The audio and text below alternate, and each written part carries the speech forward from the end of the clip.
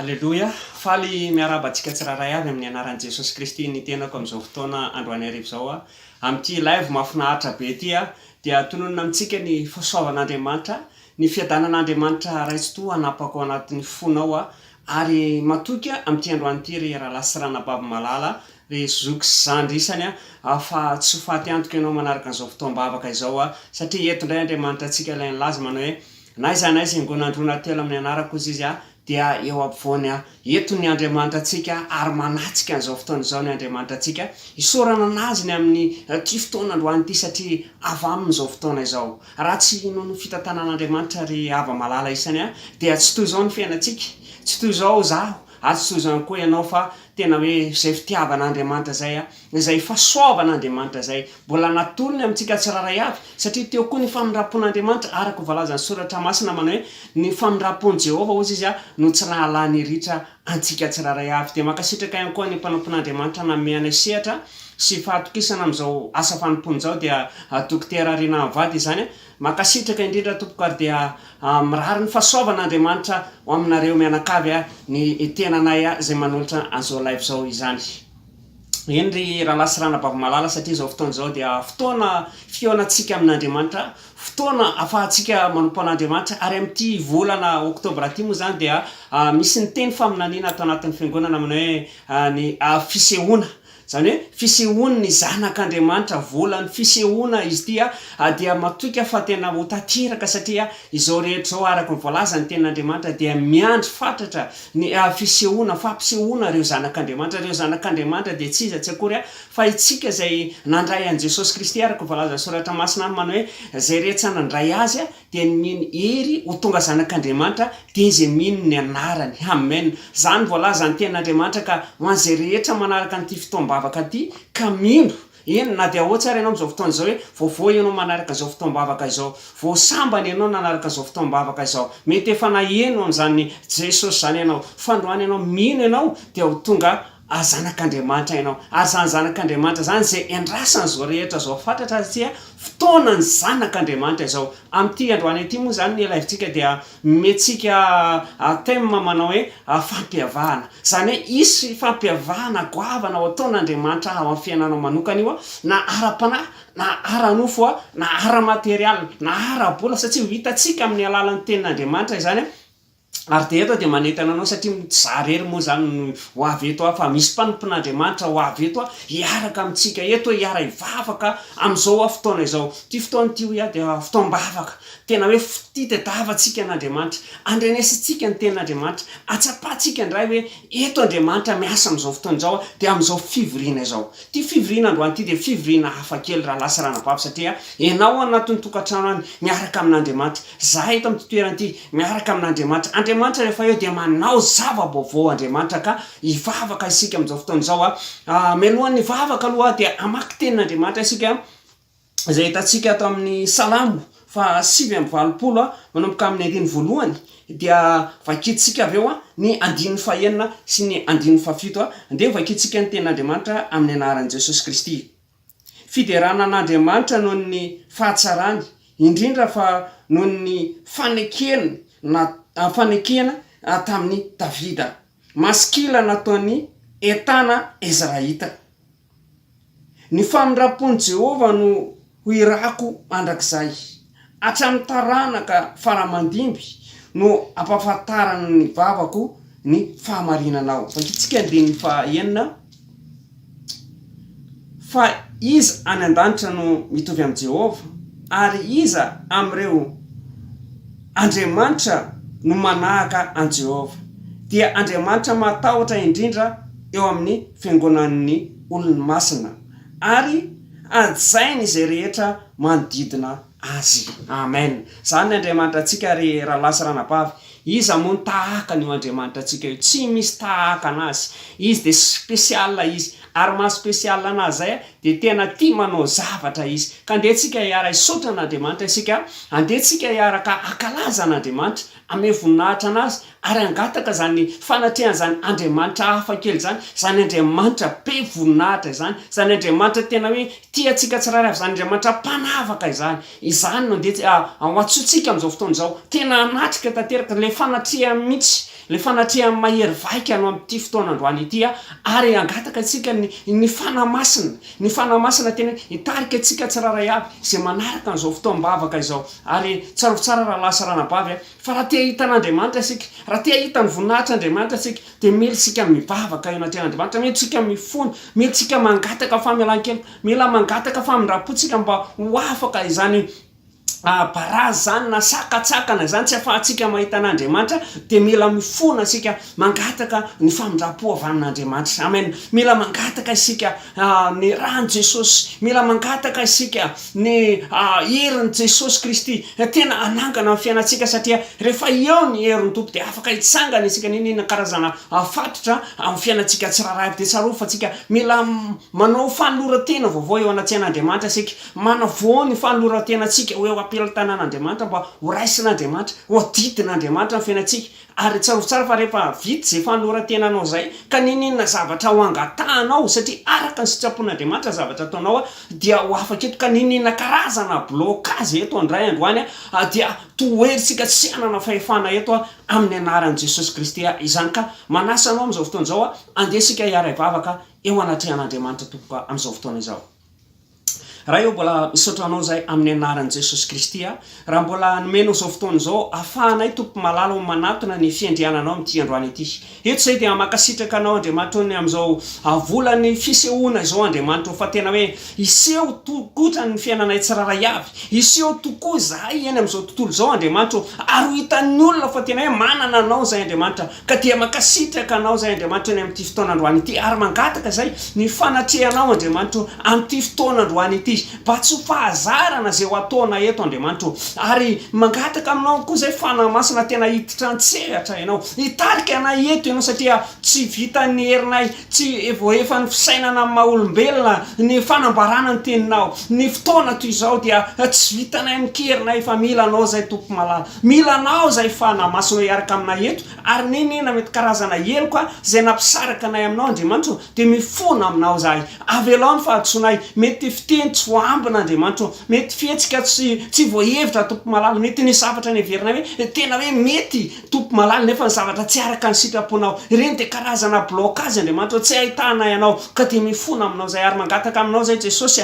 tena hoe diovy rakofy amin'ny rahanao zahay amasino ny fiainanay mba tena hoe ho apela-tananao Andriamanitra ho eo ambany fanatsehanao raiso Andriamanitra ny fiainanay tsiraray avy reto hoe ho apela-tananao Andriamanitra hitanao ny adidy sy andraikitra ny fiainanay amin'ity androany ity hoe apela-tananao ny fanoloran-tenanay tompo afanenena karazana blokazy fanatsy mampifantoka fanelingelenany fanaratsy teroana eto ravana eto amin'ny anaran'i Jesosy tsy mahazo manana anjara fahefana amin'izao fotoana izao satria an Jesosy zao fotoana izao an Jesosy ty fotoana androany ity ary matoky ny fanatsehanao atompo malala fa hiasa mahery vaika eto anao ampiavaka ny olonao tsiraray avy zay manaraka an'izao fotoana izao sotra tompo amin'ny anaran'i Jesosy Kristy alleluia amen Alléluia. Mbola manentana antsika ihany moa zara lasa ranabavy anatin'ity fotoana ity fa hisy fiderana eto misy vavaka eto misy fijoroana vavolombelona eto ny ten'Andriamanitra ary tena zava-dehibe dia tsy ho adinontsika satria tena amintsika eto Andriamanitra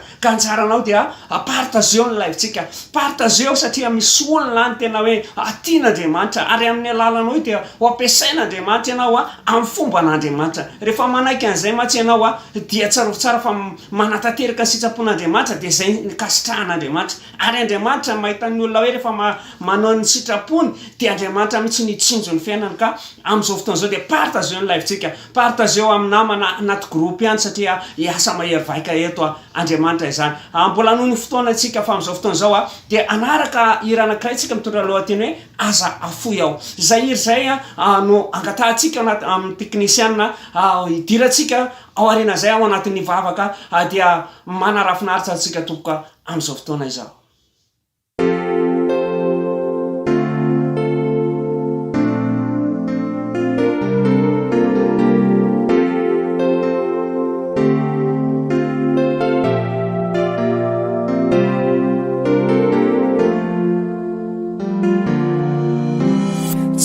Andrik'olay fotoana iaonana mba ilazako ireo tsy aritro hitantarana fitiavana fotoanamany ankafisiky indrindra de ny hoe ho anilanao satria tsara loatra ny miaraka aminao azavany afanany de ianao matamany tena mamy ambany elatrao mitondra hay mamifiadanam-po fahasambarana tiako loatra anao Andriamanitra fitiavana aza manariary tompiaino vavaka fa mila ny sandrinao ahoe fa mora solafaka aza ilaozanao fa mitanao miangavy ao raha sitrakao aza manariary tompiaino vavaka fa mila ny sandrinao ahoe fa mora solafaka aza ilaozanao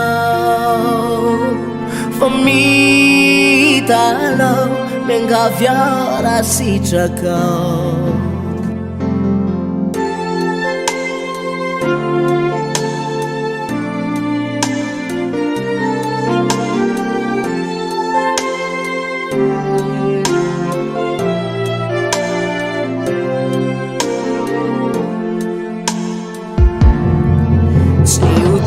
Tiku ni tsy hoeo anilanao tsy ho vitanao iray minitra azy anao no mandao tsy te hiverina aminy azy natony fahiny tony zaza tsy misy mpiay irery manginy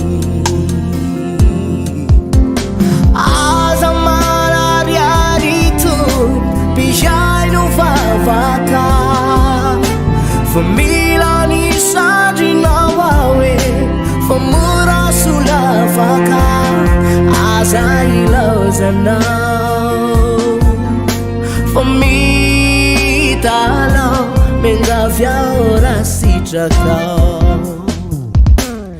aza manariary tompiaino vavaka fa mila ny sandrinao ahoe fa mora solafaka aza ilaozanao fa mitanao miangavy ao raha sitrakao aza ilaozanao fa mitanao miangavy ao raha sitrakao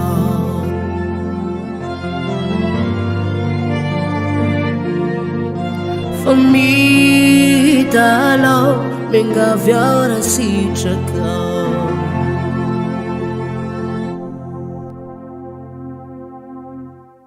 Alleluia, tsara ny Andriamanitra antsika ary raha lasirana-pavo malala ary amin'izao fotoana izao dia hiditra ao anatin'ny vavaka isika.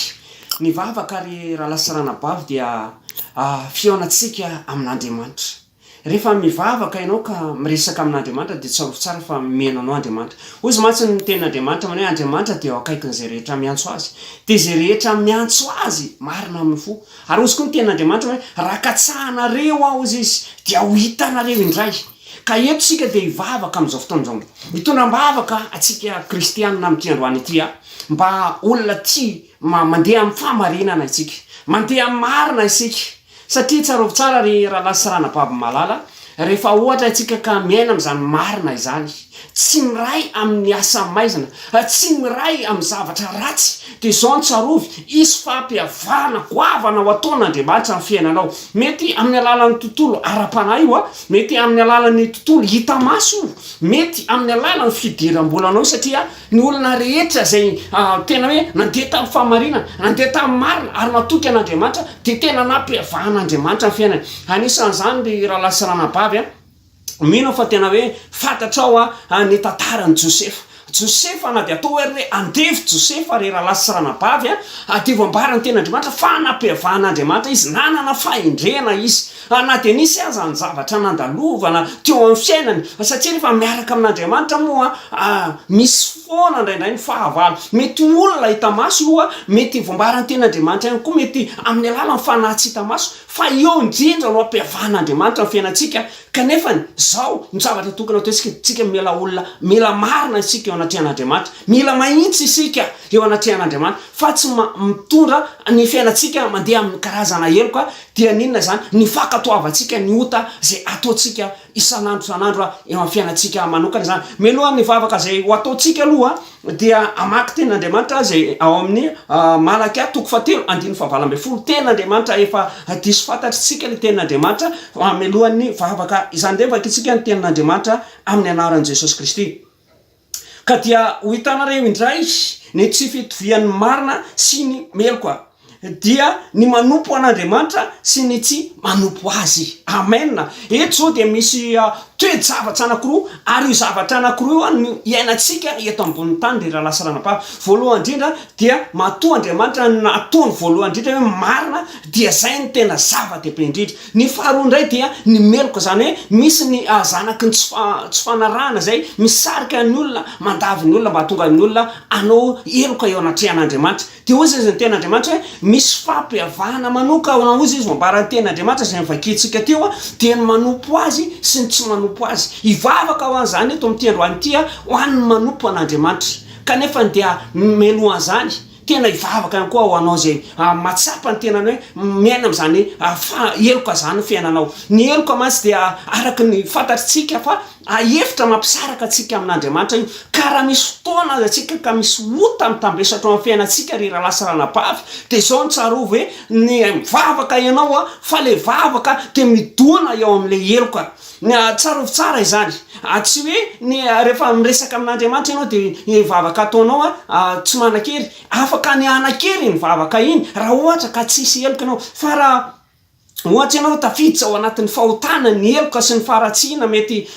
mandangalanga mety misy zavatra ataonao mamitaka olona zany karazana eloka zany ka mahatonga ny olona tafalatsaka anatin'ny fitsaratsarana zao tontolo zao lasa tsaratsarain'ny olona fotsiny ny fiainany ka tanteraka ny voalaza ny ten'Andriamanitra aza mba tahaka ny fariseho izy ianareo izay matio ivelany miatsara velatsika romba kastolana anao anatiny zany hoe hita iny velany mety hoe tsara akanjo le olona tsara fitafiana le olona fa ny eloka mbola ao anatiny ivavaka ao anao n'izao fotoana zao mba tena hoe amenanao ny herin'Andriamanitra anangana anao Andriamanitra ao anatin'ity fotoam-bavaka ty satria tsy anenina ianao rehefa mifidy manompo an'Andriamanitra ny olona manompo an'Andriamanitra mantsy dia hovalian'Andriamanitra araka zany raha lasa ranam-bavaka ivavaka ao anao aloha amin'izao fotoana zao ary ivavaka avy eo ho an'ireo olona zay marina efa nanolo tena teo anatrehan'Andriamanitra mba tena hoe izay famarinana atao anatinao zay ho tehirizin'Andriamanitra zany tena hoe iainanao zany ary tsy ho tafandromandry ianao fa ianao marina io dia afaka anangana reo zay tsy marina afaka ho ampiasain'Andriamanitra ianao ny fiainanao ity amin'izao tontolo ity dia tsarovy tsara fa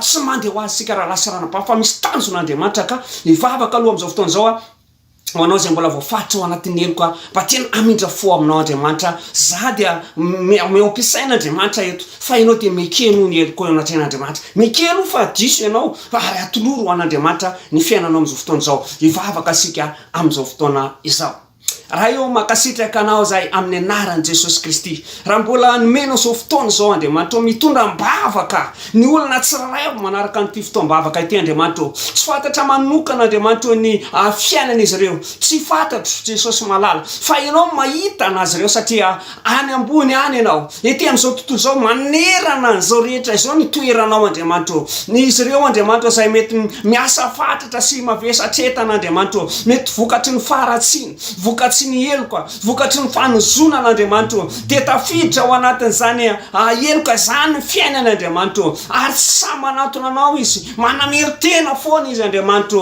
hoe za ty hoe ho raisin'Andriamanitra ny fiainako hoe mbola miaina ao anatin'izao dia sa manao riska tompo malala manatona anao Andriamanitra satria be dia be ny olona amin'izao fotoan'izao mety mieritreritra ny fiaina manokana hoe mila masina be fa ianao nefa ny teny Andriamanitra fa tsy avy atsony marina fa mpanota mba hibebaka Jesosy amangataka ny herinao anangana azy reo amin'izao fotoana izao asangano ny fiainan'Andriamanitra asangano momba azy tompo malala mba tena hoe hiavaka ny fiainan'izy ireo satria manana anao Andriamanitra mpamonjy izy ireo manana anao Andriamanitra mpanangana izy ireo tompo ka sio mahery vaika ny fiainana amin'izao fotoana izao misaotra anao tompo malala fa ny fiainan'izy ireo tsy tahaka ny taloha tompo fa fiainana vaovao satria araka ny teninao fa raha misy olona ao amin'i Kristy dia olom-baovao izy efa lasa ny zavatra taloha indreo fa tonga vaovao ireo vaovao be ny fiainan'Andriamanitra vaovao ny toetsany vaovao izay momba azy tompo makasitraka anao satria anisany havaka koa ny fiainan'izy ireo mbola mivavaka dada amin'izao fotoana izao ho an'ny olona izay efa miaino anatin'ny marina tompo malala mba tena hoe atsapa an'izany toerana mahazava-dehibe an'izany toerana zany satria toerana sarobidy io misy anay tsiraray avy satria navotana tamin'ny alalan'ny rany Jesosy zahay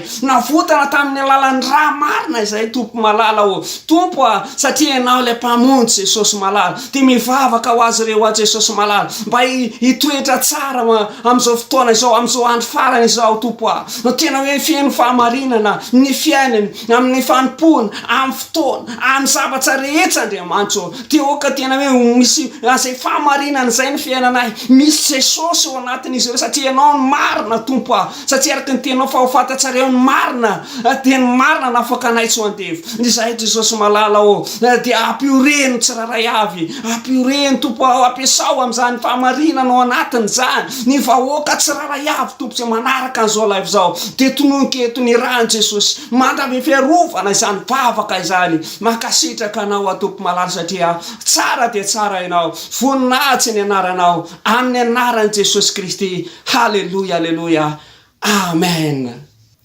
halleluja tsara ny Andriamanitsika raha lasiranabavy araka ny lazaiko tao anatin'ity thème an'ity fotoam-bavaka ity dia hoe fanavahan'Andriamanitra izay manompo an'Andriamanitra dia ho ampiavahan'Andriamanitra ny fiainana hitanareo indray hozy izy ny tsy fitovian'ny marina sy ny meloka dia ny manompo an'Andriamanitra sy ny tsy manompo an'Andriamanitra izany ka amin'izao fotoana izao mialohan'ny hidirantsika ao anatin'ny fijoroana vavolombelona satria misy fijoroana vavolombelona eto mialohan'ny anotsika ten'Andriamanitra dia anaraka hira anankiray tsika mitondra lohateny hoe manana fotoana iarahantsika mirija rasolona lehibe dia mino fa hiara hideran'Andriamanitra isika amin'izao fotoana izao dia manasa anao tompoka izany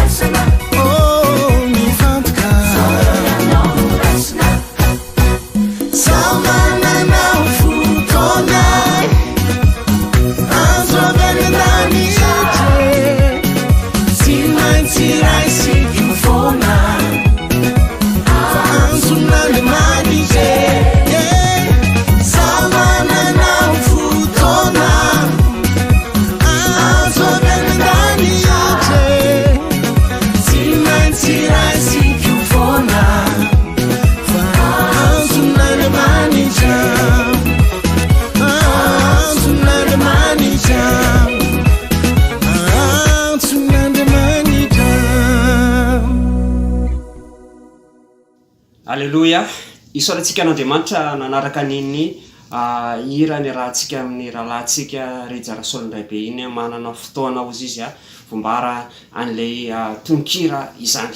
Amin'izao fotoana izao dia mialohany tondrako fampahirezana kely amintsika tsiraray avy ao anatin'ity live ity moa dia hoe fanavahana. Zany hoe misy klasy amin'ny fiainan'ny olona rehefa manompo an'Andriamanitra. Araka ny tenin'Andriamanitra izay novakitsika teo dia ho hitanareo indray izy ny tsy fitovin'ny marina sy ny meloka dia ny manompo an'Andriamanitra sy ny tsy manompo an'Andriamanitra. Fatatsika fa ny olona manompo an'Andriamanitra dia ho tahin'Andriamanitra amin'ny fiainany. Hoe soron'Andriamanitra amin'ny aretina. Inana vokatsoa amin'ny tany izay olona mankatoa zay rehetra izay olona manompo dia misy fanavahan'Andriamanitra manokana amin'ny fiainana. Tsy mitovy mihitsy zany ny olona no amarinina tamin'ny rahan'i Jesosy Kristy sy ny olona mbola mitoetra anatin'ny heloka, ny olona mbola mitoetra anatin'ny fatorana, mety misy tebiteby, mety misy fahatokisana amin'ny fiainany. Zany zavatra zany iainan'ny olona. Te hijory vavolombelona aminao aloha mialohan'ny hainotsika ny tenin'Andriamanitra reralasa ranabavy. Zao ny fijorana vavolombelona izay atolotro an'Andriamanitra rery ihany ny voninahitr'Andriamanitra. Ho an'ilay Andriamanitra masina, ilay Andriamanitra taloha sy ankehitriny ary no avy dia nitsotoa ho azy rery ihany ny voninahitra amin'izao fotoana izao. Raha tsy noho famonjeny mantsy dia tsy toy izao manokana ny fiainako. Tsy toy izao satria mety tsy hitanareo nitory ny tenin'Andriamanitra teto ahako fa mety tsy fantatra inona zavatra mety nitoriko tany ambadika tany. Mety ivavaka io mety tsy nampiasaiko an'Andriamanitra fa mety nampiasaiko tamin'ny laingalainga, ny fahotana, fahaditrana maro isan-karazany fa ny fanovan'Andriamanitra zany nijoroko vavolombelona amintsika eto amin'ity fotoana androany ity. 7 taona tamin'izany fotoana zany raha nianatra teny amin'ny CG. Tamin'izany fotoana zany moa CG fianarana izy io école secondaire zany dia tamin'izay fotoana zay no niona tamina rahalahy anankiray. Io rahalahy anankiray io tamin'izany moa zany ny fiainan'ny mpianatra fa fantatritsika ihany, miaina ao anatin'ny filalaovana baolina, miaina ao anatin'ny ditra maro isan-karazany rehefa tonga ny era-crazy mifilaza anazy dia mandeha manao loka, mandeha be dia be manao adiady raha ohatra ka rehefa tonga ny fotoana tsy fiainana hoe nelanelan'ilay koro dia manao fiainana zany ny zavatra niainana mahatanora tamin'izany fotoana zany. Dia niaraka tamin'ny namana satria ianao moa zany rehefa ohatra ka samyray zany toerana ho an'ny olona anankiray mbola samy voafatotra. Matetika zany ny olona rehefa mivavaka dia somary mitokatokana tsy mitambatra amin'ireo olona tsy mivavaka zany hoe manana ekipa zany, manana ekipa. Ary io ekipa reo tamin'izany fotoana zany dia tonga dia misarika mihitsy andao tsika hiaraka anao baolina rehefa fotoana, andao tsika hiaraka anao an'izao, andao tsika hiaraka hijerijery olona manao loka. Zany fiainana tamin'ny taloha. Fa zao raha lasa ranabavy, indray andro dia hafanena tamin'io rahalahy mpiara-mianatsy aminay io, dia nahitanahy izy. Nahitanahy zany izy tamin'ny toerana anankiray avy nianatra zay. Efa teo amin'ilay fotoana mihitsy zany hoe anaovana ilay récré izy tamin'izany fotoana zany. Dia teo no niona zay dia niresaka, mandresy latsa anahy izy dia amin'ny fanavotana nataon'i Jesosy. Hoy izy hoe ny fiainantsika teo izy izy tsy mety raha tsy misy Andriamanitra. Raha ohatra ka variana iaino anatin'ny kilalao sy anatin'ny loka, anatin'ny fatotra foana ny fiainanao, ianao mbola mianatra zao dia tsara tsara, fa na dia ho lasa ambony lavitra ary ianao dia ho zatra miaino anatin'izany. Jerevy tsara hozy izy ny olona miaraka aminao, olona mbola ao anatin'ny fifohana. Zany mantsy zavatra iainan'ny tanora eny, manandrakandrana mifoka, manandrakandrana miloka, manandrakandrana mijangajanga. Zany ny aina. Dia ny tena anazy tamin'izany fotoana zany tsisy vahaolana hozy izy ny amin'ireo namanao reo raha tsy mandray fanapa-kevitra manatona an'i Jesosy. Zany efa nitsapako mihitsy ny fiainako amin'io, ohatrany hoe afaka ianao hoe mianatra ianao dia miaraka amin'ny namana mandeha manao sport fa tsy manana fotoana zany tena hoe hanompoana an'Andriamanitra. Dia nieritreritra tamin'izay fotoana zay dia zavatra nytenen'ny tamiko moa tamin'izay fotoana izay io dia hoe tandremo izy fa ny fifarany zavatra ataontsika dia miafara any amin'Andriamanitra fiainantsika. Andriamanitra nefa ny arozy izy dia zao ny tsarovy. Lalana roa ihany no afaka afidinao izy. Na ny lalana tery makany amin'Andriamanitra, na ny lalana malalaka izay hitantsika any amin'ny Matio 7:20 sy 14 izay mihitsy moa nitoren'ilay rahalahy tamin'izany fotoana izany. Malalaka hozy ny lalana makany amin'ny fahaverezana ary be dia be ny olona makany. Dia nijerevako tokoa ny toeran'io rahalahy io tena izy rery mandeha mitokatokana, mandeha mitory. Zany hoe mandeha rery zany izy tamin'izany fotoana izany. Dia hozy izy tamin'izay fotoana izay andao hoe mba handramany zany fa sao dia mba tsara noho ny le baolina, sao dia mba tsara noho ny zavatra izay iainana miaraka amin'reto namana reto. Dia nieritreretiko fotsiny zany le izy hoe mety ho zavatra tsara angamba zany mivavaka zany, fa aloha za tena nandrana. Dia nanandrana. Dia hozy izy ny tena Andriamanitra manao andramoka izaho fa tsara Jehovah. Halleloia. Tena nandrana raha lasa ranabavy. Raha tsy tena nanandrana mihitsy ahako dia tsy nahita an'ilay hatsaran'ilay hoe manompo an'Andriamanitra. Dia teo nandeha fotoana dia eo amin'izay tena teneniko amintsika nanomboka niavaka amin'izay satria na dia toa hoe nisy fotoana za tena hoe tsy dia nianatra lesona firy raha lasa ranabavy nanomboka 6e jusqu'à 3e tsy nianatra lesona firy satria nandray ny famonjena tamin'ny 6e dia za nandray famonjena io ohatrany toa dia nirehatra be zany fitiavana an'Andriamanitra dia lasa nizara ny tena Andriamanitra. Rehefa misy fotoana zany fotoana tokony hoe iarahako amin'ilay namako reo mandeha manao baolina sy ny karazany dia lasa mandeha mitory ny tena Andriamanitra, lasa mandeha mizara ny tena Andriamanitra satria ny tena Andriamanitra izay nahazo maimai-poana dia aoko izara maimai-poana izy. Dia tena nandeha nizara maimai-poana, tena mampirisika anao amin'ny alalan'izany fijonana vavolombelona zany fa zany ny fiainana tamin'izany fotoana izany. Dia amin'izao fotoana izao dia mbola zao tena hoe nitefen'Andriamanitra mihitsy le vava zany hoe nitefen'Andriamanitra tena dia afaka mitory manao ny asan'Andriamanitra tahaka izao.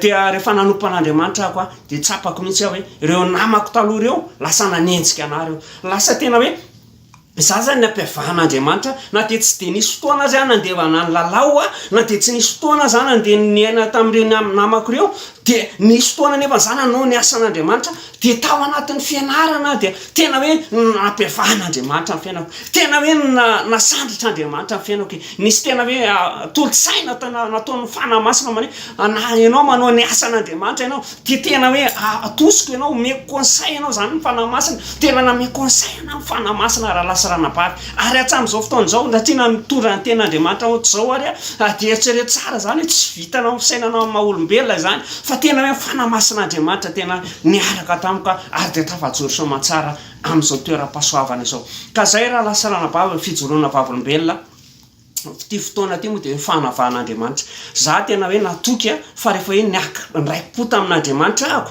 dia tsy maintsy ho ampiavan'Andriamanitra amin'ny fiainako, tsy maintsy ho tahian'Andriamanitra amin'ny fiainako, na de satra zany hoe mandao namana zany, satra miala amin'izany toerana mahazatra zany hoe isaky ny ora tsy fianarana ianao de inona ny zavatra ho ataonao, mandeha ianao amin'ny lalao. Fa nefa kosa rehefa nanolo tena nandray famonjena ianao de lasa ianao mitory ny ten'Andriamanitra, lasa ianao manampara ny sitrapon'Andriamanitra, de tena hoe mampahery anao ara lasa ranabavy. Tsy fantatro hoe mety tanora ianao manaraka ny fotoam-bavaka ity tsy fantatro mety ray mpianakaviana, rem-pianakaviana, naiza toerana misy ianao, mety any anatin'ny orinasa ianao, tsara fa ianao nofidian'Andriamanitra tamin'ny rahan'i Jesosy ianao, de tiana ianao ampiavahana ianao amin'ny toeram-piasana misy ianao io, zany hoe ho ampiasaina anie ianao hoe nalalany ianao tany amin'izao tontolo zao ho alanto amin'izao tontolo zao ianao mba hisarika olona ao amin'izao tontolo zao, mba hamonjy ny olona amin'izao tontolo zao, mba hampiavaka ny olona hoe misy fiainana anie zany amin'Andriamanitra zany, misy fahasambarana anie amin'Andriamanitra zany. Ka zay fijoroana vavolombelona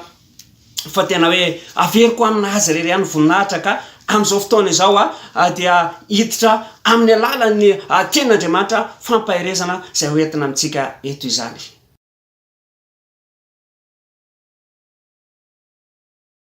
Alleluia.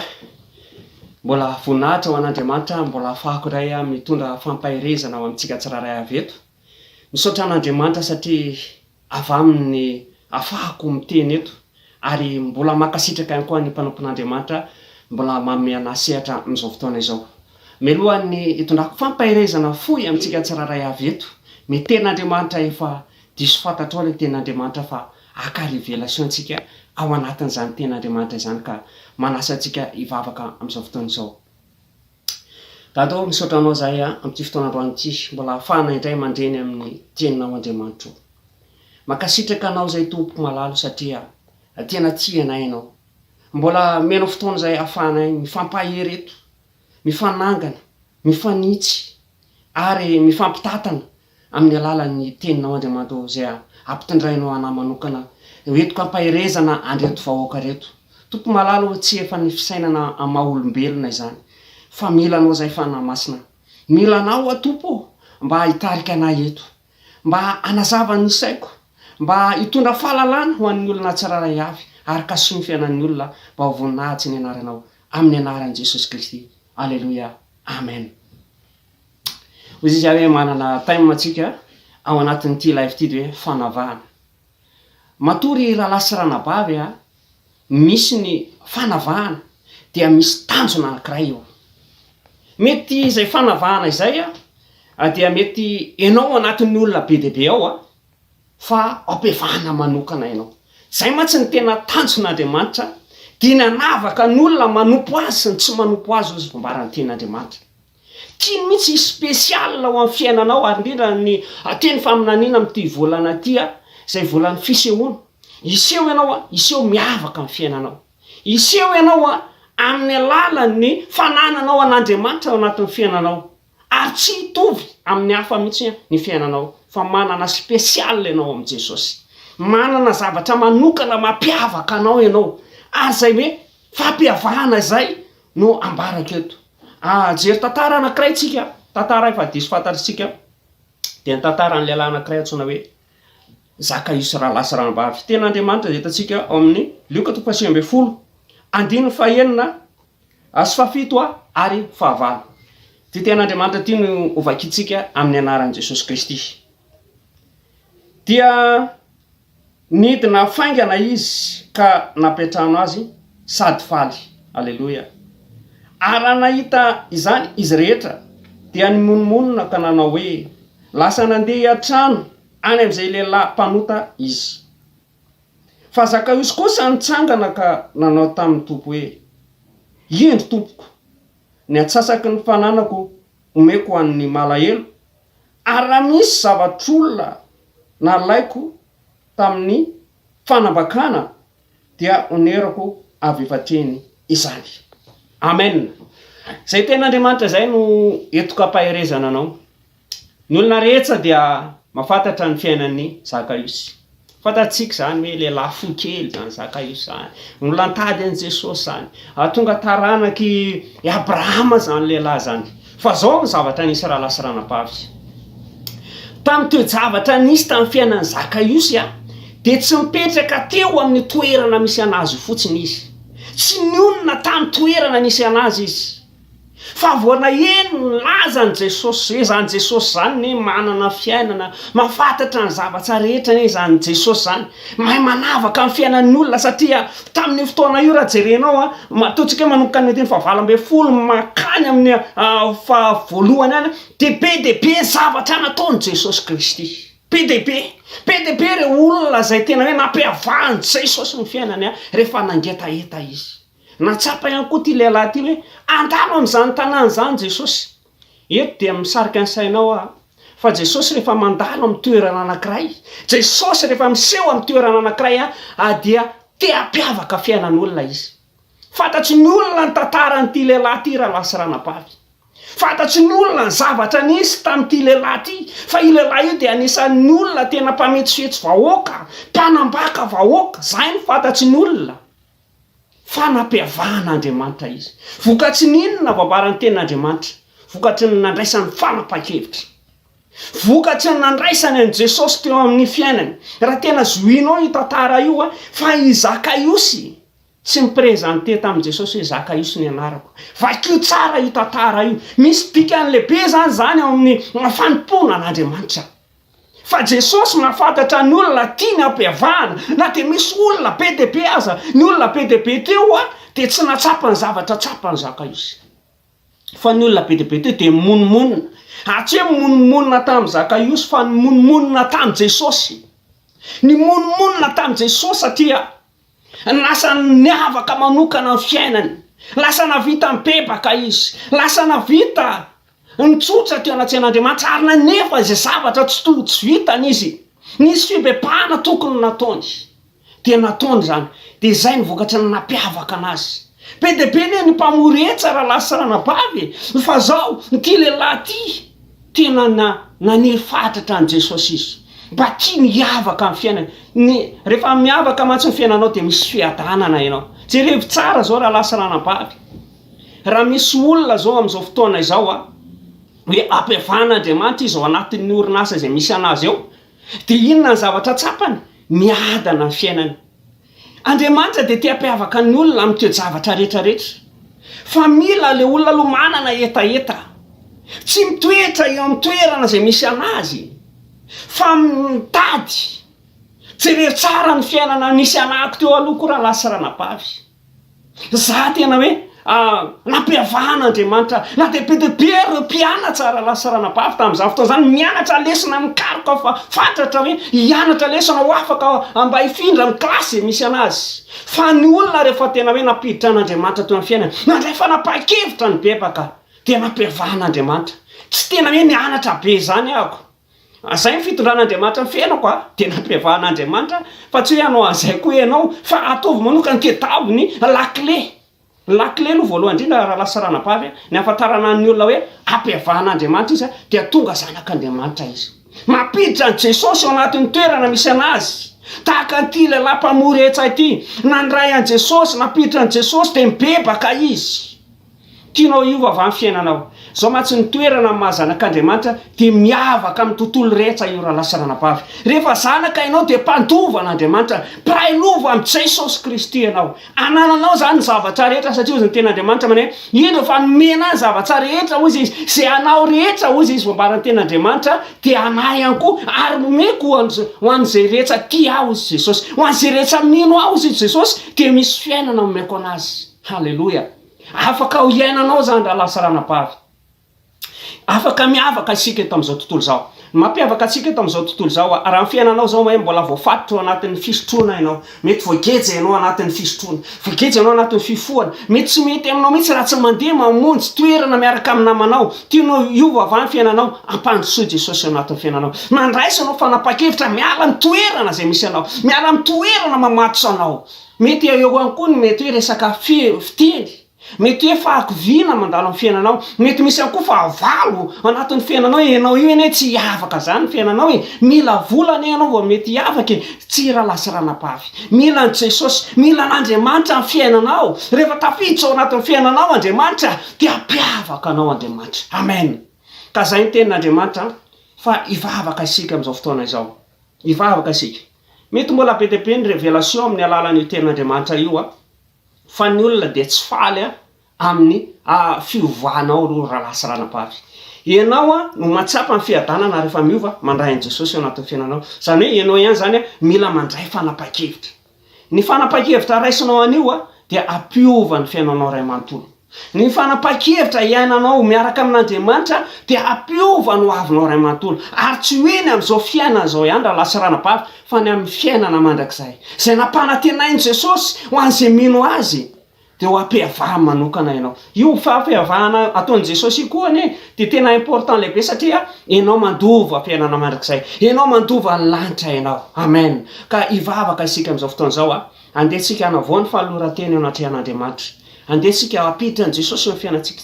Tsy maninona zany. Ampidiry Jesosy, mandroso Jesosy androany dia andray fanapa-kevitra amin'ny zavatra izay mangeja anahy, amin'ny zavatra izay mamatopatotra anahy Jesosy andray fanapa-kevitra tsy hoe atoky indray mandehanina anohatra zany fa onerako avy efatreny avy telo eny tsy maninona zay rehetra fotoana laninao taloha tany amin'izao tontolo izao onero zany eo anatrehan'Andriamanitra tsy manana diditsika amin'ny fanomponan'Andriamanitra. Ka andehantsika hiara hivavaka amin'izao fotoana izao. Raha eo mankasitraka anao zay amin'ny anaran'i Jesosy Kristy, ny amin'izany teninao zany Andriamanitra, misaotra tompo malala satria Andriamanitra tsara ianao. Andriamanitra magaga ianao tompo malala. Mety tamin'ny alalan'ny tantara iny zay nampiavahanao an'iny lehilahy iny Andriamanitra Zakaiosy zay mpamoretra tena nampiavahanao tamin'ireo olona maro be ny fanety teo ireo Andriamanitra. Tamin'ny alalan'iny nandraisana fampianarana tompo tia mivavaka zay Jesosy mba hanana teopo, teom-panahy mendrika eo anatrehana, tia mibebaka, tia mampandroso anao, tia manatona anao Andriamanitra, tia manaja anao tompo malala. Fa tsy ihany mety fimononmononan'ny olona hafa Andriamanitra fa mifandraisana fanapa-kevitra tompo malala no ampiavahanao anay satria rehefa mandray fanapa-kevitra zay mampandroso anao tia midiky zany fa manompo anao zay Andriamanitra. Ka dia tahio ny tsiraray avy tena hifikitra amin'ny toeram-pahasoavana zay namonjenao anazy. Misaotra tompo malala amin'ny anaran'i Jesosy. Aleluia. Amen. Aleluia. Soratsika an'Andriamanitra ty fotoan'androany ty izay nafahantsika amin'ny fampahery teto. Ny fanavahana rahalasy ranam-pavy dia anisan'ny zava-dehibe satria any amin'ny toerana misy anao rehetrarehetra any dia afaka maneho zava-mahagaga amin'ny fiainanao Andriamanitra. Ary amin'ity volan'ny fisehoana ity dia aneho zany Andriamanitra. Aneho zany Andriamanitra mahatokisana, manana fahatokisana. Jereo foana Jesosy fa aneho fahagagana Jesosy. Zay aina ataony hatray mbola aina atao mandrakizay satria izy ny teny mane tsy miova aho matsy anio ary mandrakizay. Aneho zava-baovao amin'ny fiainantsika Andriamanitra, manana fahatokisana, manana fianteherana amin'Andriamanitra fa hain'Andriamanitra ataony zavatra rehetra. Mety be dia be ny olona manodidina anao, mety voafato anatin'ny fisotroana anatiny, mety misy ihany koa karazana lien mety mifandray amin'ny alalan'ny fianakaviana fa rehefa tonga eo amin'ny toerana misy anao dia ka mandray fanapa-kevitra ianao dia miova ny zavatra rehetra rahalasy ranam-pavy. Mety hoe ny taranaka misy anao, mety hoe mifampisotro ny dadabe avany sy ny renibe sy ny karazany tsy fantatro zay avany ambony avany, fa rehefa tonga ao aminao ka mandray fanapa-kevitra ianao dia ho ampiavahan'Andriamanitra ianao. Lasa ianao ilay misotro rano madio. Amen. Lasa ianao ilay anatin'ny toeram-piasana, mety ianao ihany koa mety hoe misy olona be dia be ao zany fa hoe alefa chômage teknika fa ianao matoky an'Andriamanitra ho ampiavahan'Andriamanitra ianao. Tsy anisan'ny voaroka ianao rahalasy ranam-pavy. Ary amin'ity androany ity hivavaka isika hitondram-bavaka eo anatrehan'Andriamanitra n'ity alina ity. Alina miavaka ty rahalasy ranam-pavy. Alina ho ampiavahan'Andriamanitra ny alina anao. Tsy mitovy mihitsy ny manompo an'Andriamanitra sy ny tsy manompo an'Andriamanitra. Matetika ny olona matsy miteny mane ny torimaso ny itovizana amin'ny mpanan-karena. Zay moa ny eritreritry ny olona fa raha amina manokana dia ny torimaso zany ry rahalasy ranam-pavy fiasan'Andriamanitra mahery vaika izany. Ny olona manompo an'Andriamanitra, ny olona matory amin'ny alina dia tsarovy tsara fa aomen'Andriamanitra fiadanana ny fiainany. Tsy hoe ianao atory dia tsy hifo fa atory ianao dia andry fiadanana ianao. tsy misy fanaratsy antidina ny fiainananao, tsy misy ataontsika hoe karazana tsy atoko hoe inona mety anelingelinanao am'ty alina ty, mety alahelo nandritsy ny andro nandritsy ny tontolo andro, fa isy fiadanana ianao atory, isy fiainanao anatinao ary iteny aminao amin'ny alalan'ny nofyandriamanitra, ka ndeatsika hitondram-bavaka eo anatrehan'andriamanitra nyty alina tya mba tena hoe arova an'andriamanitra atsika tsiraray avy, ary hoan'izay mbola hiasa de tena isy fiavahana manokana ny fiainany, ahita fitisitraka manoloana amin'ny mpampiasa azy izy ary ianao fisehoanao fotsiny fijoroanao anatin'ny orinasa anankiray, de amin'ny alalanao io ampandroso sosiete ianao omen'andriamanitra fahefana ianao ao anatin'ny toerana izay misy anao sandratr'andriamanitra manokana ampiavan'andriamanitra ianao fa matoke an'andriamanitra ka ivavaka ao anao zay am'izao fotoana izao.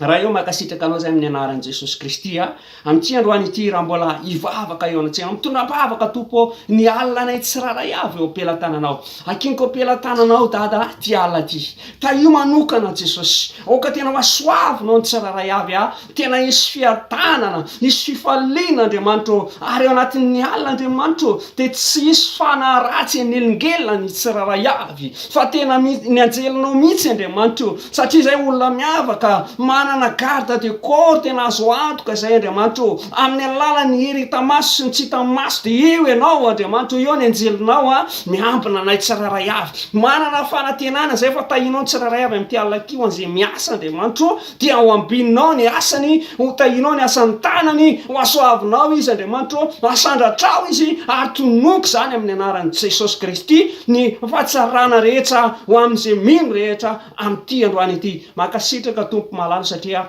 tahinao ny vahoaka tsiraray avy amin'ny anaran'i Jesosy Kristy. Alleluia, amen.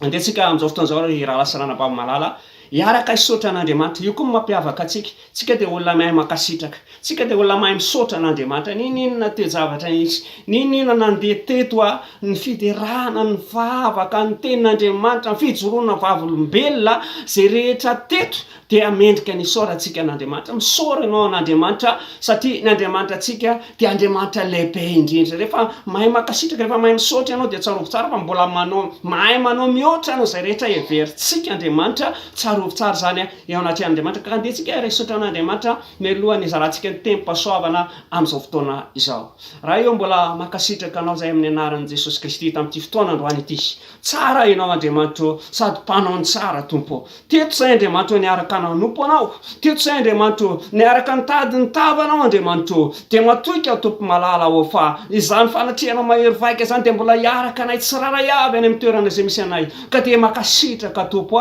de raina ny fahatsaranao, de raina ny fanasitrananao, de raina ny vahaolana natolotrao Andriamanitra, ny fiadananao ny olona zay nangetaeta indray androany nanavoan'ny fiainany, napiditra anao tao anatin'ny fiainany manokana, de misotra anao zay tompo malala satria Andriamanitra lehibe indrindra ianao ny asa tao anatin'ny zavatra rehetra ianao, de atolotray ary averinay aminao ny voninahitra ambony indrindra dado amin'ny anaran'i Jesosy Kristy. Halleluia, alleluia, amen. Tahin'Andriamanitra ianao andeha arazara tempo-pasoavana sika zay hitantsika amin'ny Salamo 7:4 eny tokoa fahasoavana soamin-drapona anaraka atsika amin'ny andro rehetsahainantsika, de hitoetra ohatran'i Jehova andro lava isika, amen. Avy ireny de ataovy aminao rery ihany eny tokoa fahasoavana soamin-drapona anaraka amin'ny andro rehetsahainako, de hitoetra ohatran'i Jehova andro lava amen. Dia samy tahin'Andriamanitra daholo sika tompoko.